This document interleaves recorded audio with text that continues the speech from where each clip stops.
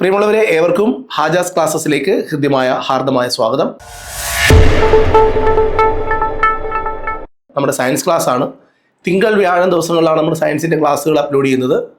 ഈ ക്ലാസ്സുകൾ നിങ്ങൾ നോക്കിയാൽ ഇപ്പോൾ നമ്മളിപ്പോൾ വൈറ്റമിൻസ് കംപ്ലീറ്റ് ചെയ്തു. എങ്ങനെയാണ് വൈറ്റമിൻസ് കംപ്ലീറ്റ് ചെയ്തത്?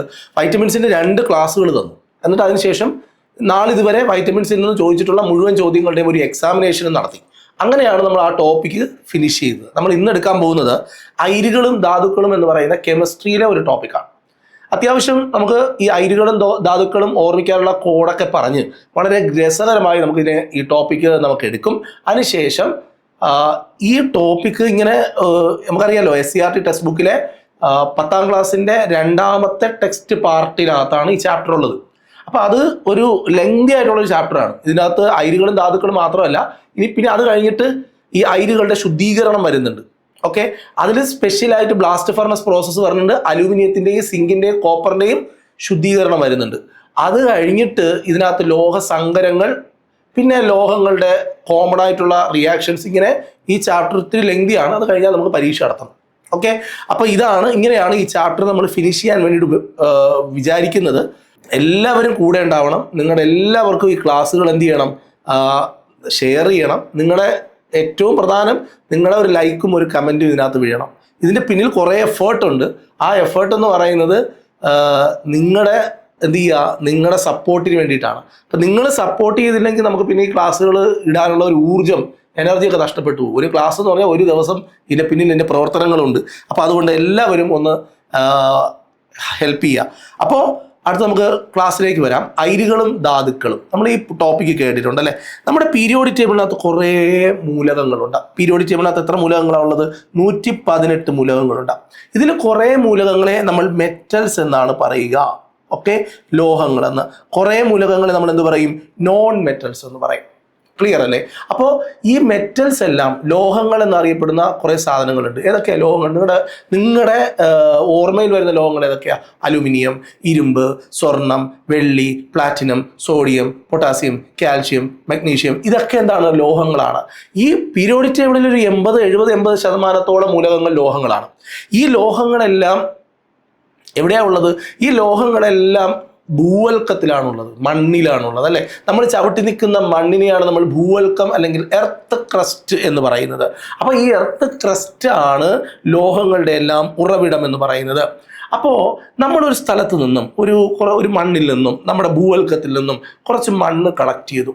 ഓക്കെ, കുറച്ച് മണ്ണെടുത്തു. ആ മണ്ണിനകത്ത് ലോഹത്തിൻ്റെ അംശമുണ്ട്. ഓക്കെ, അങ്ങനെ ലോഹത്തിൻ്റെ അംശമുണ്ടെങ്കിൽ ആ മണ്ണിനെ നമ്മൾ ധാതു എന്ന് പറയും. ആ ലോഹത്തിൻ്റെ ധാതു.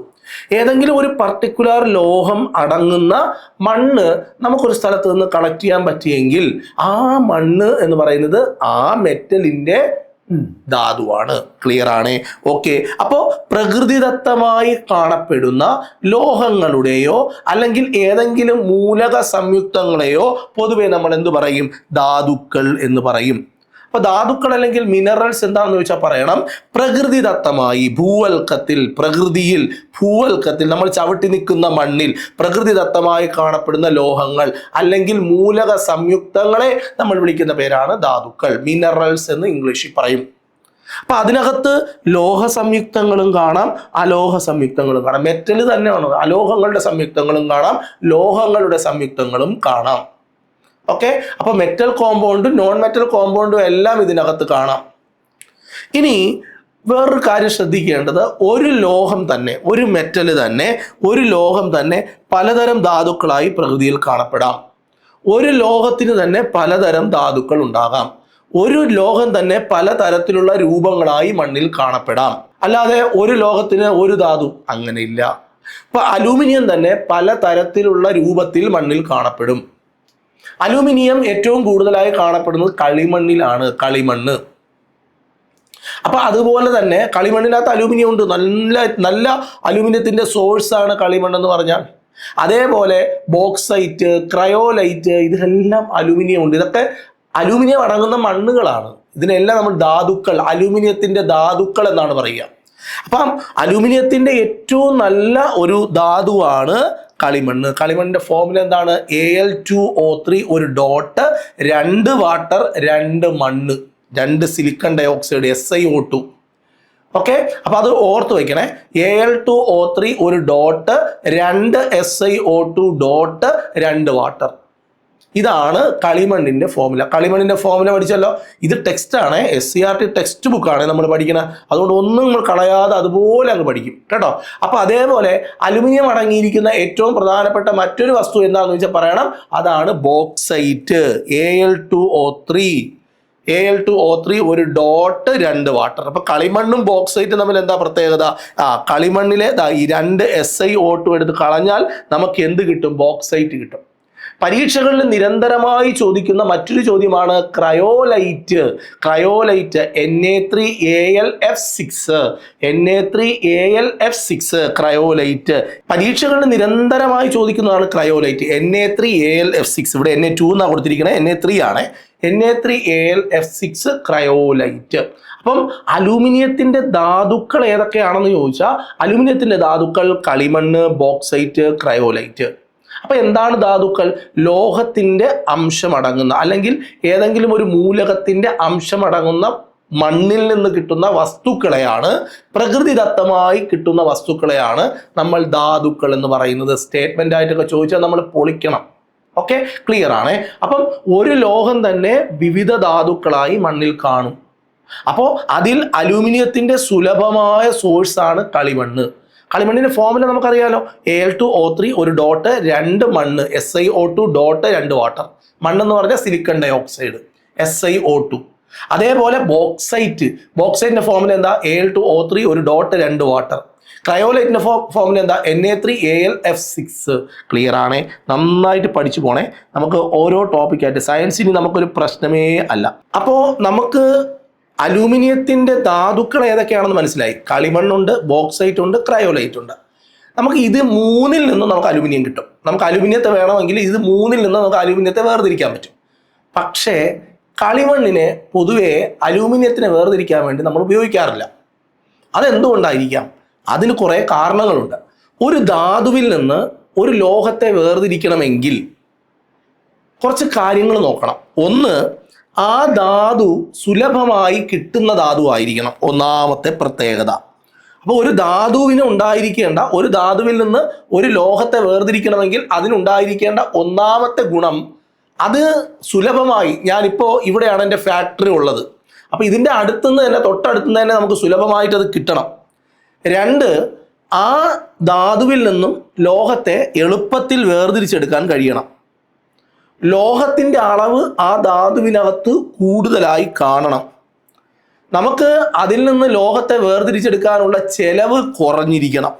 ഈ 4 കണ്ടീഷൻ നോക്കിയിട്ട് മാത്രമേ ഒരു ധാതു, ഏത് ധാതുവിനെയാണ് ഒരു ലോഹത്തെ വേർതിരിക്കാൻ വേണ്ടത് എന്ന് നമ്മൾ തിരഞ്ഞെടുക്കുകയുള്ളൂ. അങ്ങനെ ഒരു ധാതുവിൽ നിന്നും ഒരാളെ നമ്മൾ അല്ലെങ്കിൽ 2 പേരെ നമ്മൾ ലോഹത്തെ വേർതിരിക്കാൻ വേണ്ടി തിരഞ്ഞെടുക്കും. അങ്ങനെ തിരഞ്ഞെടുക്കുന്ന ആൾ, ഈ 4 കണ്ടീഷന്റെ അടിസ്ഥാനത്തിൽ അവരെ നമ്മൾ വിളിക്കുന്ന പേരാണ് അയിരുകൾ അല്ലെങ്കിൽ ഓറുകൾ എന്ന് പറയും. ക്ലിയർ ആവുന്നുണ്ടോ?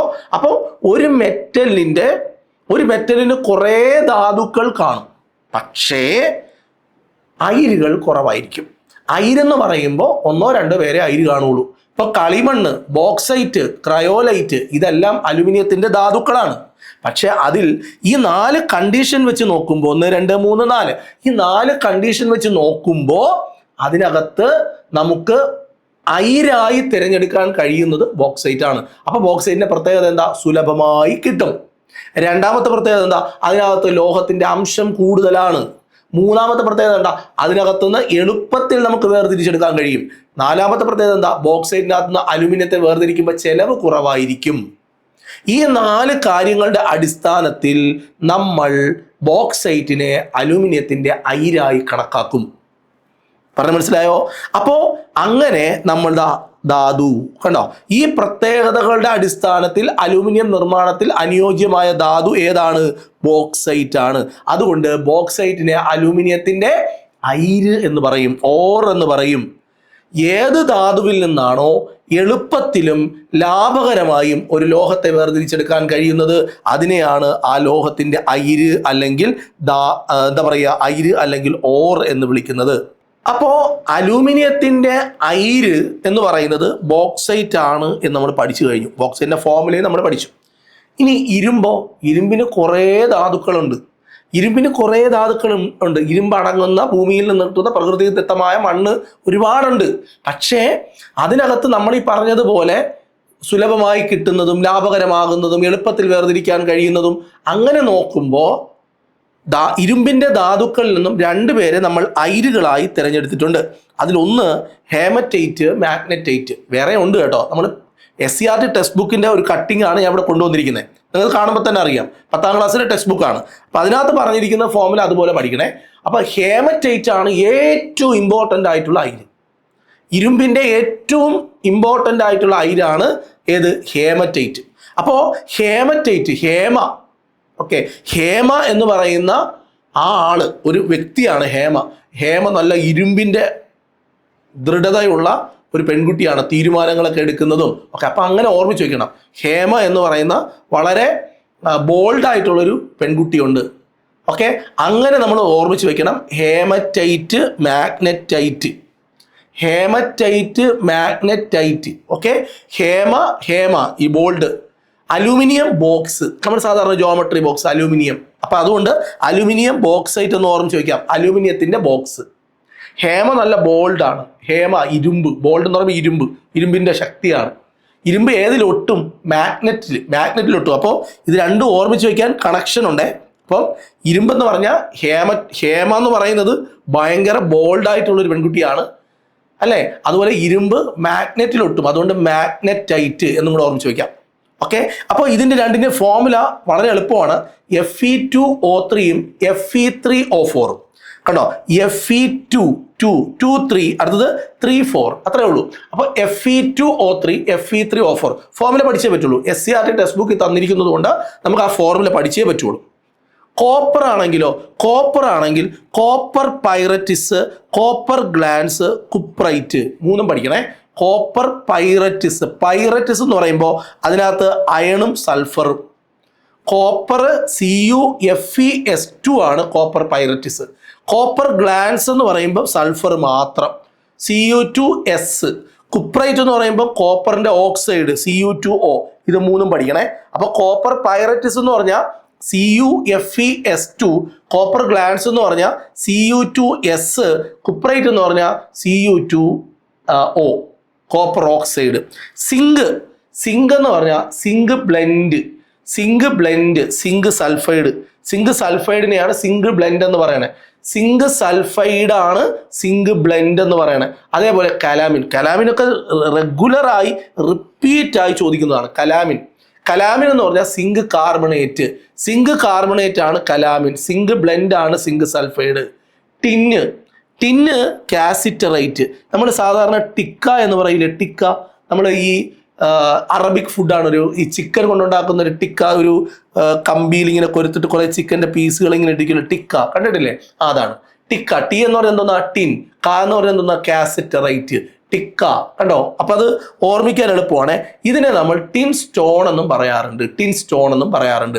അപ്പോൾ ഇത് നമ്മുടെ SCERT ടെക്സ്റ്റ് ബുക്ക് 10ാം ക്ലാസ്സിലെ അതേ ടേബിളാണ് നമ്മൾ പഠിച്ചെടുത്തത്. ഫോമിലടക്കം എല്ലാം നമ്മൾ ഓർത്തു വെച്ചിട്ടുണ്ട്. അലൂമിനിയം ബോക്സ് ആരുടെ കയ്യിലിരിക്കുന്ന? ഹേമയുടെ കയ്യിൽ അലൂമിനിയത്തിൻ്റെ ബോക്സ് ഇരിക്കുകയാണ്. Aluminium bauxite. Al2O3 2 water. കളിമണ്ണ് നമ്മൾ നേരത്തെ പഠിച്ചു. ഇരുമ്പ്. ഹേമ നല്ല ഇരുമ്പിൻ്റെ ബോൾഡായിട്ടുള്ളൊരു പെൺകുട്ടിയാണ് അല്ലേ? ഇരുമ്പ് എന്ത് ചെയ്യും? മാഗ്നറ്റിൽ പോയി ഒട്ടും. മാഗ്നറ്റിക് പവർ ഉണ്ട്. അപ്പോൾ അതൊക്കെ കണക്ട് ചെയ്ത് പഠിക്കാം. അപ്പോൾ ഹേമറ്റൈറ്റ്, മാഗ്നറ്റൈറ്റ്, ഇരുമ്പ്. ഫോമുല വളരെ എളുപ്പം. Fe2O3 Fe3O4. 2 3 3 4 2 3 3 4 ഇത്രയേ ഉള്ളൂ. കോപ്പർ പൈററ്റിസ്, അതിനകത്ത് കോപ്പർ ഉണ്ട്, അയൺ ഉണ്ട്, സൾഫർ ഉണ്ട്. അതുപോലെ കോപ്പർ ഗ്ലാൻസ് Cu2S. അടുത്തത് കുപ്രൈറ്റ് Cu2O. അടുത്തത് സിങ്ക് ബ്ലെൻഡ്, സിങ്ക് സൾഫൈഡ്. അടുത്ത കലാമിൻ, സിങ്ക് കാർബണേറ്റ്. ടിന്ന് ടിക്ക. Tin cassiterite. കാസറ്ററൈറ്റ്. ക്ലിയർ ആണേ?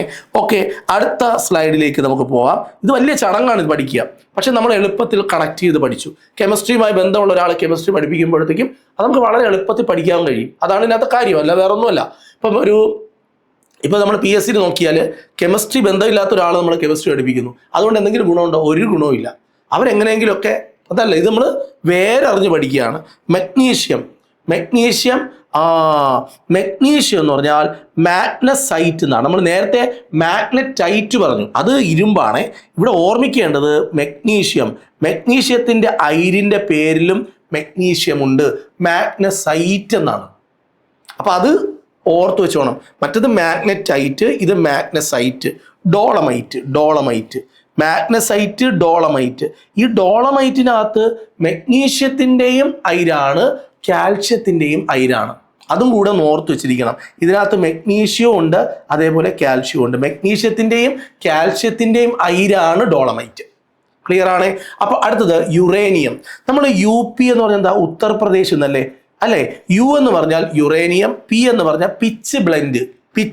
കണ്ടോ? അപ്പോൾ UP പഠിച്ചു. ഓക്കെ, അപ്പോൾ കാർണോറ്റൈറ്റും കൂടെ പഠിച്ചോണം. പക്ഷേ UP എപ്പോഴും പിച്ച് ബ്ലെൻഡേ ചോദിക്കത്തുള്ളൂ. UP എന്ന് ഓർമ്മിച്ച് വയ്ക്കുക, ഉത്തർപ്രദേശ്. U എന്ന് പറഞ്ഞാൽ യുറേനിയം, P എന്ന് പറഞ്ഞാൽ പിച്ച് ബ്ലെൻഡ്. 2 തവണ ഒന്ന് വായിച്ചാൽ സെറ്റ് ആവും. അടുത്ത ടിന്ന് കാസിറ്ററൈറ്റ് നമ്മൾ നോക്കിയതേ ഉള്ളൂ, ടിക്ക. ഓക്കെ, അടുത്ത ടൈറ്റാനിയം, ഇൽമനൈറ്റ്, റൂട്ടൈൽ. ഈ സാധനങ്ങളൊക്കെ ഡെലിവറി ചെയ്യാൻ പോകുന്ന ആൾക്കാരുണ്ടല്ലോ, നമ്മൾ ഈ സ്വിഗ്ഗിയോ സൊമാറ്റോ ഒക്കെ ഓടുന്ന ആൾക്കാർ, അവർ റൂട്ടിൽ പോയി സാധനങ്ങൾ കൊണ്ടു കൊടുക്കും. ഭയങ്കര ടൈറ്റായിട്ടെന്ന് വെച്ചാൽ ഷെഡ്യൂൾ ഭയങ്കര ടൈറ്റാണ്. ഇവിടെ കൊടുത്തിട്ട് അപ്പുറത്ത് കൊടുക്കണം. അപ്പം റൂട്ട് പോകുന്നത് ഭയങ്കര ടൈറ്റിലാണേ, അപ്പോൾ റൂട്ടൈൽ, ടൈറ്റാനിയം, ഇൽമനൈറ്റ്. അപ്പോൾ റൂട്ട് പോകുന്നത് ടൈറ്റിലാണ്, എവിടെയെങ്കിലും. അപ്പോൾ ഇതെന്നല്ല, സൊമാറ്റോ സ്വിഗ്ഗിയോ അല്ല, റൂട്ടിൽ കൊണ്ടുപോയി ഭയങ്കര സാധനങ്ങൾ കൊടുക്കുകയാണെങ്കിൽ നമ്മൾ ഒരുപാട് സ്ഥലങ്ങൾ, ഒരു കമ്പനിയിൽ നമ്മൾ ജോലിക്ക് പോയാൽ ഒരുപാട് സ്ഥലങ്ങൾ കവർ ചെയ്യേണ്ടി വരും റൂട്ടിൽ പോവുകയാണെങ്കിൽ. ഓഫീസിൽ ഇരുന്ന് ജോലി ചെയ്യുന്നത് പോലെയല്ല, റൂട്ടിൽ ഇറങ്ങുന്നത് ഭയങ്കര തൊല്ലയാണ്. അപ്പോൾ റൂട്ട് ടൈറ്റിലാണ്, അപ്പോൾ റൂട്ടൈൽ ടൈറ്റാനിയമാണ്, അത് ഇൽമനൈറ്റ്. അപ്പോൾ ഇൽമനൈറ്റും റൂട്ടൈലും. കാൽസ്യം ഡോളമൈറ്റ്, അതേപോലെ ചുണ്ണാമ്പ് കല്ല്. ഇതൊക്കെ നമ്മൾ സ്കൂൾ ക്ലാസ്സിൽ കൊച്ചു ക്ലാസ്സിലേക്ക് കേൾക്കുന്നതാണ്. ഇതിന് നമുക്ക് കോഡൊന്നും ആവശ്യം ഇല്ല. ജിപ്സം, ഡോളമൈറ്റ്, ചുണ്ണാമ്പ് കല്ല്. ഇത് ഡോളമൈറ്റിന്റെ പ്രത്യേകത എന്താ? ഡോളമൈറ്റിനകത്ത് മെഗ്നീഷ്യം ഉണ്ട്, അതേപോലെ കാൽസ്യം ഉണ്ട്. മെർക്കുറി, അവിടെ ഞാനൊരു കാര്യം പറഞ്ഞുതരാം. നമ്മുടെ മെസ്സി, അർജന്റീനയുടെ സൂപ്പർ പ്ലെയർ മെസ്സി. എന്ന് പറഞ്ഞാൽ എന്താ? എന്ന് പറഞ്ഞാൽ മെർക്കുറി. സി എന്ന് പറഞ്ഞാൽ സിന്നബർ. കണ്ടോ? മെർക്കുറി, സിന്നബർ. മെസ്സിയെ ഓർമ്മിച്ച് വെച്ചിരുന്നാൽ മതി, മെസ്സി സിന്നബർ. അപ്പോൾ അടുത്തത് സ്റ്റിബ്നൈറ്റ്,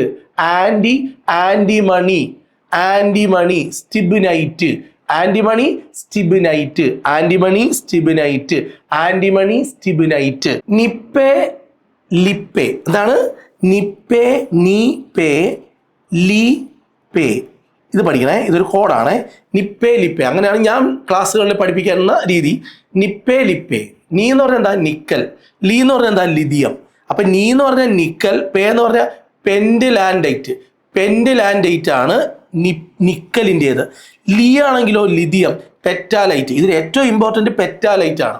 അപ്പോൾ നിപ്പേ ലിപ്പേ, നിക്കൽ, പെൻഡിലാൻഡൈറ്റ്, അതേപോലെ ലിഥിയം, പെറ്റാലൈറ്റ്. തോറിയം, അവിടെ ഒരു ചെറിയ കോഡുണ്ട്. തോമ എന്ന് പറഞ്ഞാൽ ഭയങ്കര വില്ലനാണ് കേട്ടോ, സ്ഥലത്തെ ഏറ്റവും വലിയ വില്ലനാണ്. തോമയുടെ മോണ. ഓക്കെ, തോമയുടെ മോണയിൽ തൊട്ടാൽ കർണപടം പൊട്ടിക്കും. കർണപടം പൊട്ടും. തോമയുടെ മോണ എന്ന് പറഞ്ഞാൽ പല്ലിൻ്റെ ഇവിടെ ഈ പല്ല് ഉറപ്പിച്ച് വെച്ചിരിക്കുന്ന സ്ഥലം, അവിടെ പോയി നമ്മൾ തൊട്ട് നോക്ക്, അവൻ എന്ത് ചെയ്യും? നമ്മുടെ കർണപടം അടിച്ചു പൊട്ടിക്കും. അപ്പോൾ അത് ഓർത്ത് വയ്ക്കണം. തോ എന്ന് പറഞ്ഞാൽ തോറിയം, അപ്പോൾ മോണ എന്ന് പറഞ്ഞാൽ മോണോസൈറ്റ്, തോറിയം മോണോസൈറ്റ്. കർണപടം എന്ന് പറഞ്ഞാൽ കർണപടം പൊട്ടും, പൊട്ടാസ്യം. കർണപടം കർണലൈറ്റ്. ഇത്രയും ഓർമ്മിച്ച് വയ്ക്കണം. അപ്പോൾ തോമയുടെ മോണയിൽ തൊട്ടാൽ കർണപടം പൊട്ടും. അപ്പോൾ തോറിയം മോണോസൈറ്റ്, പൊട്ടാസ്യം കർണലൈറ്റ്. അതുപോലെ സോഡിയം, അതെല്ലാവർക്കും അറിയാവുന്നതാണ്. കല്ലുപ്പ്, റോക്ക് സോൾട്ട്, NaCl. ബേരിയത്തിൻ്റെ കോഡ് വേണ്ട, ബറൈറ്റ്. പ്ലാറ്റിനം സ്പെറിലൈറ്റ്, അതാണ് പ്ലാസ്മ എന്ന് പറഞ്ഞാൽ അറിയാലോ, ബ്ലഡിനകത്തെ. അത് തന്നെ പ്ലാസ്മ. എന്ന് പറഞ്ഞാൽ എന്താ? പ്ലാറ്റിനം. പ്ലാസ്മ എന്ന് പറഞ്ഞാൽ എന്താ? Sperrylite, plasma. Lead galena. അപ്പൊ നമ്മൾ ലെഗിൻസ് എന്ന് കേട്ടിട്ടുണ്ടല്ലോ. ലെഗിൻസ് എന്തോന്നാ? ലെഗിൻസ് എന്ന് പറഞ്ഞാൽ ലെഡ് എന്ന് പറഞ്ഞാൽ ഗലീന. ക്ലിയർ ആണ്? അപ്പൊ അത് ഓർമ്മിച്ച് വെക്കണം, ലെഡ് ഗലീന.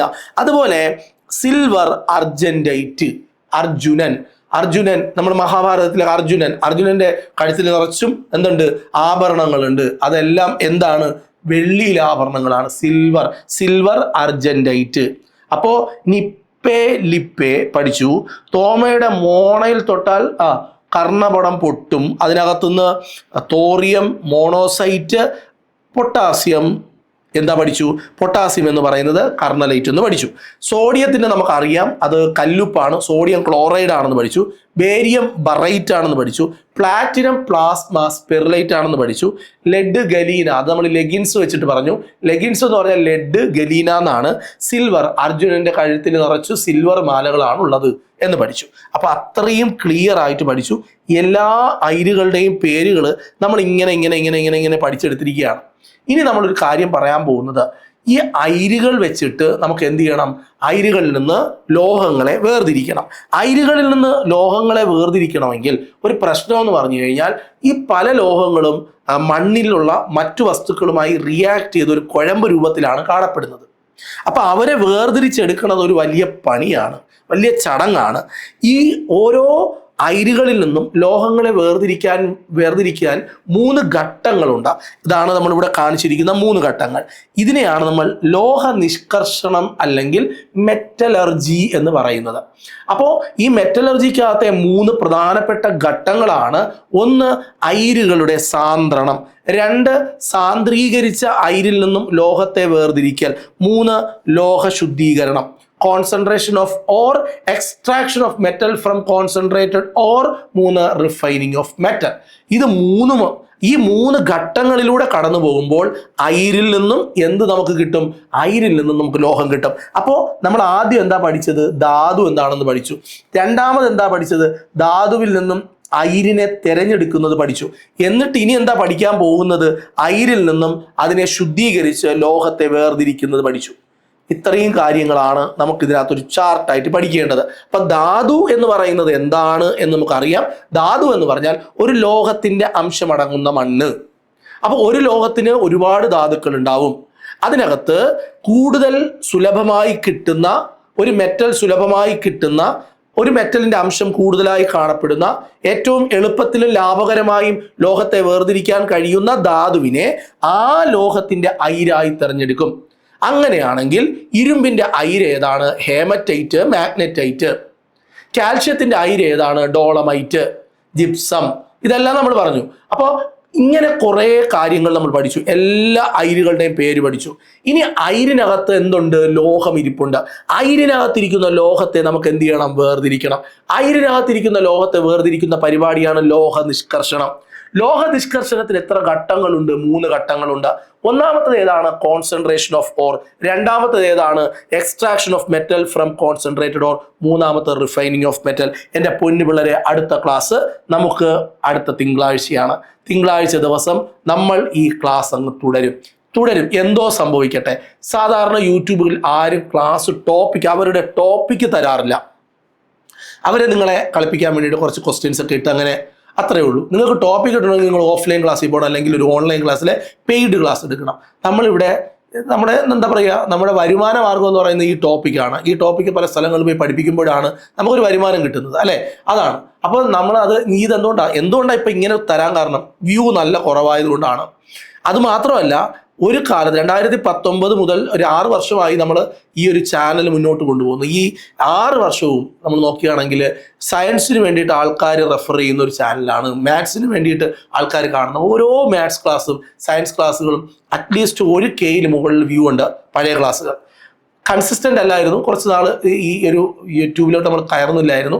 അതുകൊണ്ട് വ്യൂ ഒക്കെ കുറഞ്ഞു. അത് മാത്രമല്ല, സയൻസ് എന്ന് പറയുന്നത് ഇന്ന് പറയുന്നതല്ല നാളെ കാര്യങ്ങൾ മാറും. എപ്പോഴും ചേഞ്ച് വന്നുകൊണ്ടിരിക്കുന്ന ഒരു സബ്ജക്റ്റാണ് സയൻസ്. അപ്ഡേഷൻ വളരെ അത്യാവശ്യമാണ്. ഈ ടോപ്പിക് എല്ലാം ഓൾറെഡി നമ്മൾ എടുത്തിട്ടുണ്ട്. പക്ഷേ ഇത് അപ്ഡേറ്റഡ് ആണ്. ഏറ്റവും പുതിയ ടെക്സ്റ്റ് ബുക്ക് നോക്കി, നിങ്ങൾ ടെക്സ്റ്റ് ബുക്കിൽ നോക്കിയാൽ 10ാം ക്ലാസ്സിൻ്റെ പുതിയ ടെസ്റ്റ് എടുത്താൽ ഇതെല്ലാം കാണാൻ കഴിയും. വൈറ്റമിൻസ് കംപ്ലീറ്റ് ചെയ്തിട്ടുണ്ട്. വൈറ്റമിൻസിൻ്റെ 3 ക്ലാസ്സാണ്. ഏകദേശം നിങ്ങളൊരു ഓഫ്ലൈൻ ക്ലാസ്സിൽ പോയിരുന്നാൽ ഇത്രയും പോയിന്റ് കിട്ടില്ല, ഒരിക്കലും കിട്ടത്തില്ല. അതോടൊപ്പം 50 മാർക്കിൻ്റെ ഒരു വൈറ്റമിൻസിൻ്റെ പരീക്ഷയും ഇട്ടതിന് ശേഷമാണ് ഇവിടെ വരുന്നത്. അപ്പോൾ ഇതിൽ ഒരു ക്ലാസ് പോലും നിങ്ങൾ മിസ് ചെയ്യരുത്. നിങ്ങൾ അഡിക്റ്റഡ് ആവും ഈ ക്ലാസ്സുകളിൽ, ഉറപ്പാണ്. നിങ്ങൾ നിങ്ങളുടെ സുഹൃത്തുക്കളിലേക്കൊക്കെ ഈ ക്ലാസ്സുകളിൽ എത്തിക്കണം. പണ്ടുണ്ടായിരുന്ന കുട്ടികൾ ഇപ്പോഴില്ല. അവർ ജോലി കിട്ടിപ്പോയവരുണ്ട്, പഠിത്തം നിർത്തിപ്പോയവരുണ്ട്, അങ്ങനെയൊക്കെയുണ്ട്. അവരാണ് ഈ ചാനലിനെയും ഈ ക്ലാസ്സുകളെയും ഹിറ്റാക്കിയത്.